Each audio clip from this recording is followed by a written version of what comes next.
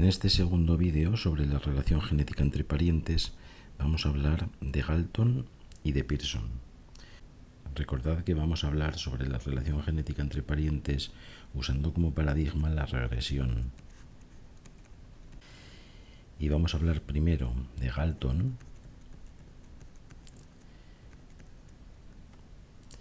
uno de los investigadores fundamentales de la escuela biométrica, y sus trabajos son a finales del siglo XIX, y después hablaremos de Pearson. Lo que hace Pearson es intentar tomar los resultados de la escuela biométrica y darles una interpretación en función de la teoría mendeliana. Bien, voy a empezar hablando de un artículo seminal de Galton. Es un artículo que seguramente conocéis. Es un artículo titulado Hacia la mediocridad en la herencia de la estatura. Fue publicado en una revista de antropología.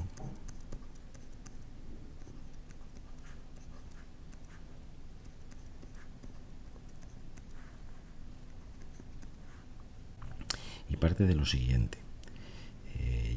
Ya sabéis que la escuela biométrica trata de establecer leyes a partir de datos. Ellos toman estadísticas de cosas relacionadas con la biología e intentan establecer leyes meramente numéricas.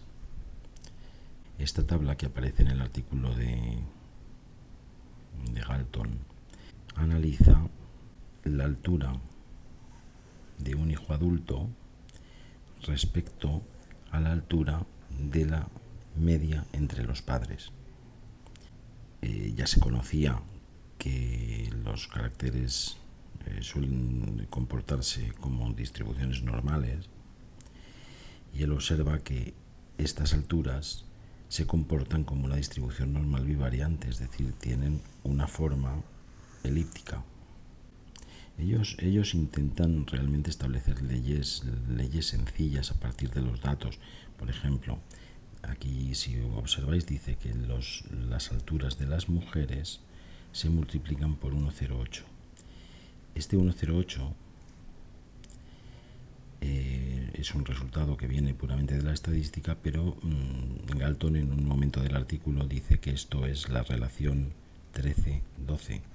13 para los hombres y 12 para las mujeres. Es decir, ellos intentan siempre buscar leyes sencillas, y eso es lo que marca todas las investigaciones de esta gente. Sobre esta tabla, él hace un trabajo, yo diría, geométrico, y establece lo siguiente. Es decir, esta es la misma tabla de datos, pero con la elipse superpuesta y la línea de regresión. Este artículo es un artículo fundamental en la historia de la ciencia por el trabajo sobre regresión. Es decir, es la primera vez que se habla en estos términos. Los mínimos cuadrados ya estaban descubiertos un siglo antes, pero Galton intenta construir un sistema en el que se pueda predecir una variable en función del resultado de otra. Lo analiza de una forma magistral. Por ejemplo, si uno intenta calcular a partir de la altura del hijo de aquí, intenta predecir la semisuma de los padres, sencillamente usa esta línea de regresión de aquí. Es decir, para un determinado valor del hijo, aquí tenéis la semisuma de los padres. Y esta es la línea de regresión de los padres sobre el hijo. Mientras que si uno quiere hacer la predicción inversa, es decir, a partir de la semisuma de los padres predecir al hijo, uno tiene que usar esta línea de regresión. A partir de la semisuma de los padres, uno obtiene un valor esperado del valor del hijo. Y él reconoce que estas dos líneas de regresión son distintas. De hecho,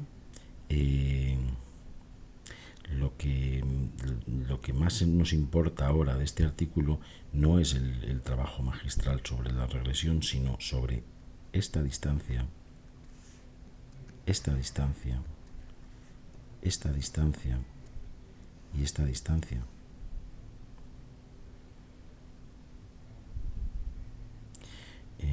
Él mismo en el artículo da un detalle de este cuadrante, que es lo que os voy a mostrar a continuación.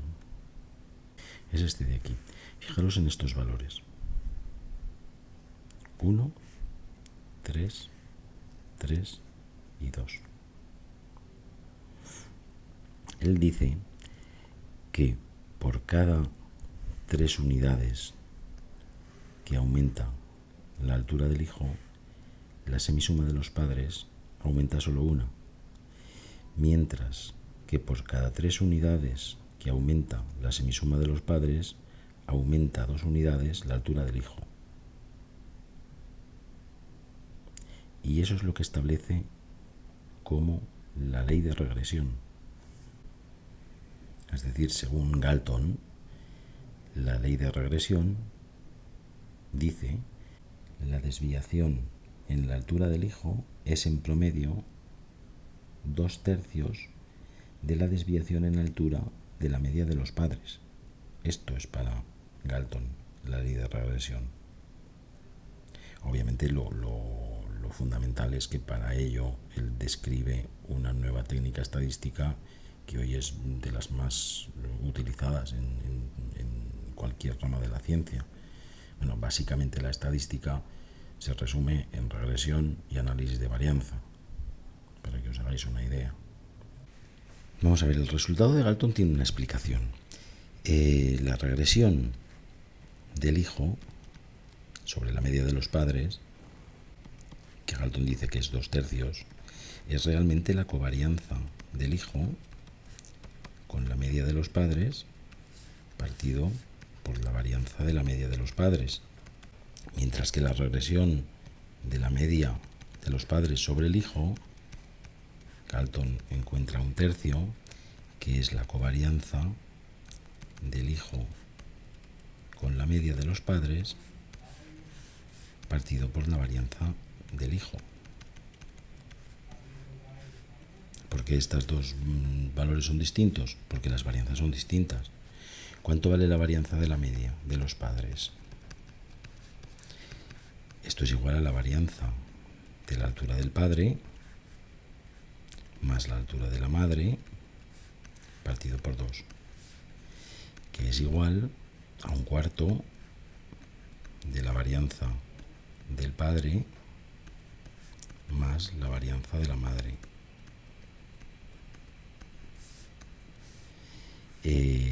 Omito la covarianza entre el padre y la madre, a pesar de que los hombres altos suelen emparejarse con mujeres altas y los hombres bajos suelen emparejarse con mujeres bajas. Pero Galton en el artículo hace las estadísticas y determina que esta asociación entre la altura de los consortes no es importante. Así que yo tampoco lo voy a hacer. Si es una población estable, que no está aumentando su estatura generación a generación o la está disminuyendo, la varianza del hijo, la varianza del padre y la varianza de la madre son iguales. Voy a llamarla V. Es decir, esto sería 1/4 de 2V. Es decir, esto es V partido por 2. V partido por 2, que es exactamente la mitad que la varianza del hijo. Es decir, esto sería la covarianza partido por V medios y esto sería la covarianza partido por V. Por eso, esta coeficiente de regresión es exactamente el doble que este. Si olvidáis el hecho de que aquí se ha hecho una media, la regresión del padre sobre el hijo, del padre, uno de los padres, sobre el hijo, es 1/3. Y del hijo con el padre también es 1/3. Porque en este caso las dos varianzas, aquí y aquí, serían iguales. Pero ¿de dónde sale este 1/3? Este 1/3 sale aproximadamente de un carácter con una heredabilidad de un 70%. He hecho un poco las cuentas a ver cuánto salía, y con un carácter que tiene una heredabilidad de un 70%, aproximadamente la regresión entre el padre y el hijo y el padre es aproximadamente un tercio. Pero claro, el módulo infinitesimal de Ronald Fisher es bastante posterior a esto. Esto no lo conocía Galton. De hecho, de lo que se está hablando aquí es de que la covarianza genética entre dos individuos, entre el individuo Y y el individuo J, es igual a la correlación genética entre el individuo Y y el individuo J por la varianza genética de la población. Esta parte ha de ser obtenida de los datos, pero esta parte no. Esta parte ha de ser obtenida de la propia teoría mendeliana, que Galton no conocía. Entonces es lógico que Galton no pudiera obtener resultados de parentesco, sencillamente a partir de datos, porque una parte no puede, sencillamente porque no puede distinguir la parte que viene de los datos de la parte que viene de la teoría genética. En ese sentido no podía hacerlo. Es verdad que Galton hizo algún artículo sobre kinship y sobre correlación genética, pero claro, sin la teoría suficiente como para poderlo resolver, y desde luego hubiera necesitado algo más que datos para resolverlo.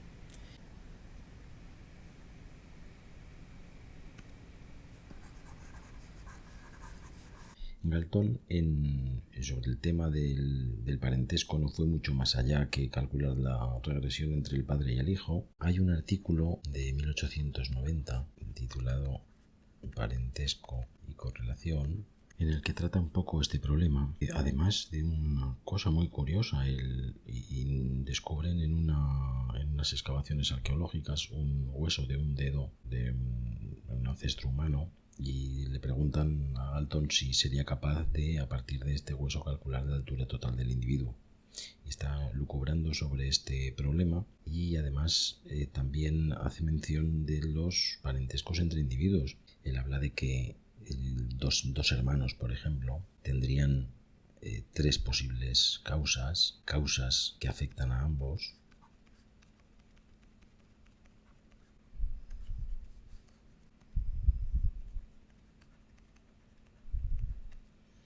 A ambos hermanos, se entiende, como son el trato familiar, el tamaño del útero de la madre, etc. Causas que afectan solo al primero y causas que afectan solo al segundo, y que solamente las causas que afectan a los dos, o la importancia relativa de las causas que afecten a los dos, serían las responsables del parecido entre los parientes. Pero no va mucho más allá. Yo creo que no va más allá, aunque él dice que tiene falta de datos. Yo creo que no va más allá porque se encuentra un resultado un poco extraño para él. Recordad que la escuela biométrica intenta establecer leyes sencillas y que tengan una explicación. Entonces él toma un grupo de ingleses, dice que dos ingleses tomados al azar tienen la misma probabilidad de diferir en 2 y 4 décimos de pulgada o en menos de 2 y 4 décimos de pulgada, que esta sería como la mediana de la diferencia entre dos ingleses tomados al azar, mientras que dos hermanos de la misma población tomados al azar, dos hermanos ingleses, tienen la misma probabilidad de diferir en 1 y 4 décimos de pulgada o menos. ¿De acuerdo? Es decir, los hermanos son mucho más parecidos entre sí que los no hermanos. Y esto le da pie a pensar, bueno, como todos sus antecesores, que los hermanos tienden a parecerse más entre sí que dos individuos que no lo sean. Pero no va mucho más allá.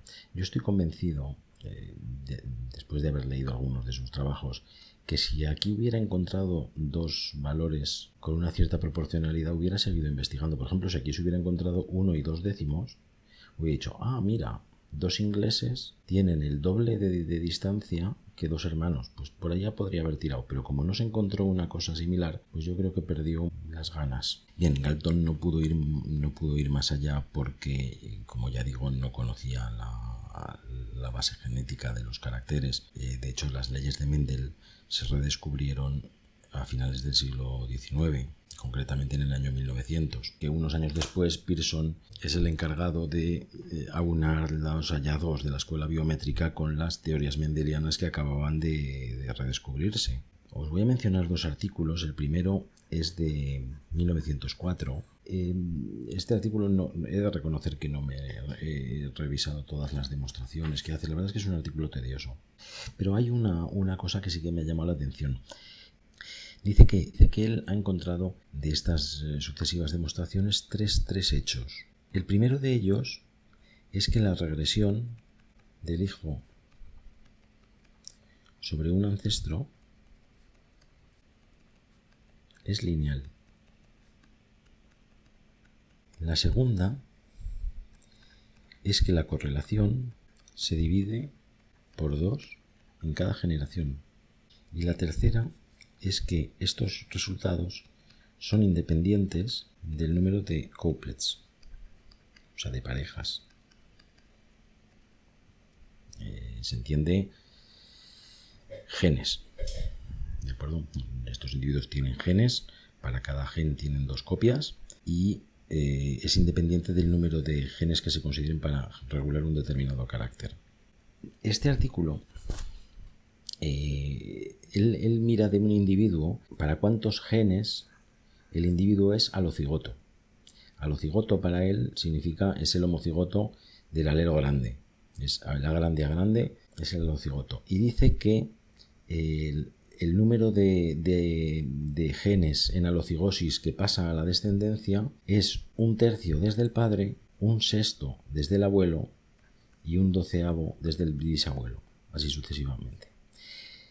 Es muy curioso el que dice que este 1/3 coincide con la regresión entre el padre y el hijo obtenida por Galton unos años antes, pero que desafortunadamente ya no le sirve el argumento porque la escuela biométrica ha seguido investigando y ha descubierto 3 hechos. Primero, que el 1/3 no es 1/3. Han encontrado regresiones entre 0,45 y 0,50. Es decir, esto es 1904, ya habían pasado más de 10 años. La escuela biométrica siguió investigando y se dio cuenta de que 1/3 no era una ley realmente. La segunda, habían descubierto ya la escuela biométrica una cosa que llaman intensidad de la herencia y que depende del carácter.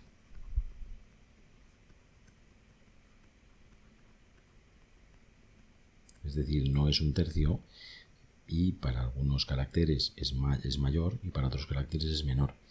Y un tercer hecho, que la intensidad de la herencia depende también de la especie. Es decir, la escuela biométrica, que normalmente trabajaba con humanos, pues hicieron algún experimento en alguna otra especie y se dieron cuenta de que ese 1/3 no era una constante universal. Este artículo no lo voy a tratar en detalle porque hay otro artículo mejor que es de 1909. Es de esta revista, Philosophical Transactions of the Royal Society, serie A. Este artículo usa otra estrategia genética, que es el modelo del mero gameto, donde ya no analiza si se hereda cuántos genes tienen a grande, o sea, cuántos son alocigotos y se heredan como alocigotos a los hijos, sino que cuenta cuántos gametos a grande tiene un individuo. Es decir, un individuo a grande tendría 2 gametos a grande. Un individuo heterocigoto tendría un gameto a grande y un individuo recesivo tendría 0 gametos a grande. A él le interesa ahora, en este modelo, ver cómo se hereda este número. En este caso, como es el primer caso en el que se da una relación de parentesco correcta os voy a repetir la demostración. No os voy a repetir la demostración completa, la he intentado simplificar para que sea más sencilla, pero manteniendo el espíritu de lo que Pearson nos quiere contar. Pearson razona del siguiente modo. En una población hay gametos A y gametos A que dan lugar a 3 individuos. Los AA, los AA y los AA. Si la frecuencia del alelo grande es P y la frecuencia del alelo A pequeña es Q, y estos gametos se distribuyen al azar entre los individuos, es decir, está hablando de una población con apareamiento aleatorio, entonces la frecuencia de AA es P cuadrado, la frecuencia de AA es 2PQ y la frecuencia de AA es Q cuadrado. De modo que la población se puede representar así: P cuadrado AA más 2PQ AA más Q cuadrado AA. Es un poco curioso mezclar en la fórmula los genotipos con sus frecuencias, pero bueno, la verdad es que él lo hace y queda bastante facilito de seguir. Entonces ahora él razona del siguiente modo. Un individuo AA, ¿qué descendencia tendrá? Vamos a suponer que este individuo se empareja al azar con un individuo de la población. Si esto es así, habrá P cuadrado de apareamientos de tipo A grande con A grande. Y todos estos apareamientos producen individuos A grande. Está claro, ¿no?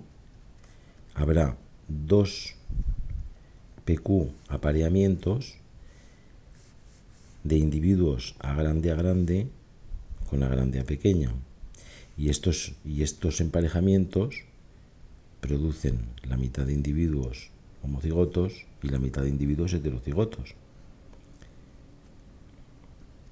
Un medio de AA más un medio de AA. Y habrá Q cuadrado apareamientos entre individuos A grande con A pequeña.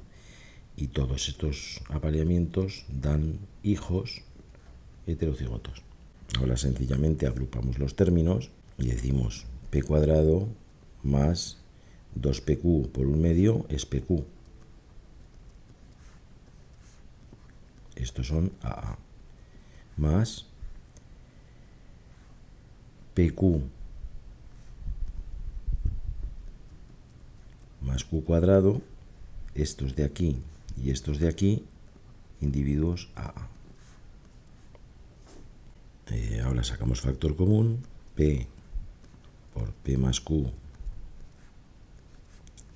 AA más Q por P más Q AA. Y P más Q es 1. Es decir, que esto es igual a P AA más Q AA. Vamos a ponerlo aquí arriba. Los individuos AA tienen una descendencia del tipo P AA más Q AA. Ahora vamos a ver qué descendencia tienen los individuos heterocigotos. Un individuo heterocigoto que se empareje con un individuo al azar de la población tendrá P cuadrado apareamientos del tipo AA con AA, que son la mitad AA y la mitad AA. Habrá 2 PQ apareamientos entre dos individuos heterocigotos. Los apareamientos de individuos heterocigotos es como una F2, según las leyes de Mendel, es un cuarto de AA más 1/2 de AA más 1/4 de A pequeña a pequeña. Y por último, individuos. Los heterocigotos se pueden aparear con los homocigotos recesivos con una proporción de Q² y dan 1/2 de heterocigotos más 1/2 de recesivos. Ahora lo mismo, agrupamos los términos. AA, aquí tenéis 1/2 de P², aquí. Aquí tenéis PQ partido por 2 y ya está. Los heterocigotos son 1/2 de P², estos de aquí, PQ, 2PQ partido por 2, más 1/2 de Q², estos de aquí. Y los homocigotos A minúscula serán estos de aquí, que son 2PQ partido por 4, es PQ partido por 2, más estos de aquí, Q² partido por 2. Ahora simplificamos. AA es 1/2, sacamos 1/2 como factor común, sacamos P como factor común y P más Q. En los heterocigotos sacamos 1/2 como factor común y entonces nos queda P² más 2PQ más Q², que esto es P más Q al cuadrado. Y en los recesivos sacáis como factor común 1/2, sacáis como factor Q y os queda P más Q. Bien, como hemos dicho antes, P más Q es 1, entonces quitamos esto, quitamos esto, quitamos esto, y entonces los individuos heterocigotos tienen una descendencia que es 1/2 de P por AA, 1/2 por AA, más 1/2 de Q por AA.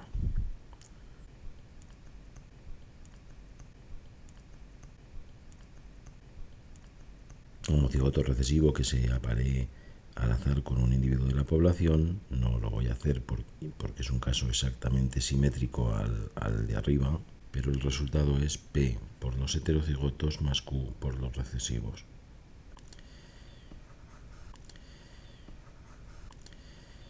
Bien, y ahora hemos dicho que Pearson iba a calcular cómo se hereda el número de copias A. Es decir, en este primer caso, en el caso AA, el valor del padre es 2 y el valor promedio de la descendencia es 2P más Q.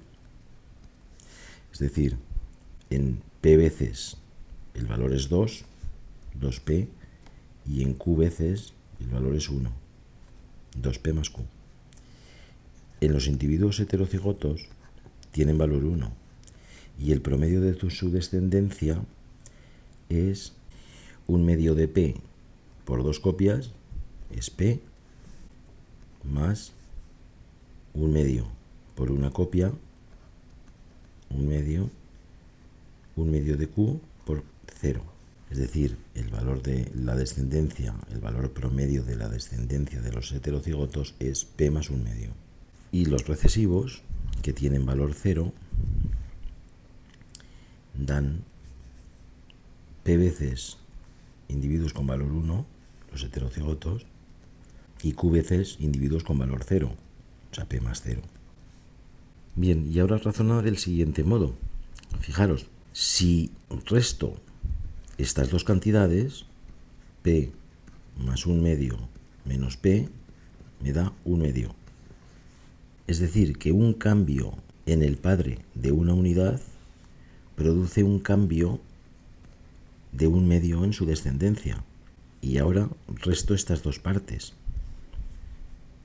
2p más q menos p menos 1/2 es 2p menos p es p más q menos 1/2.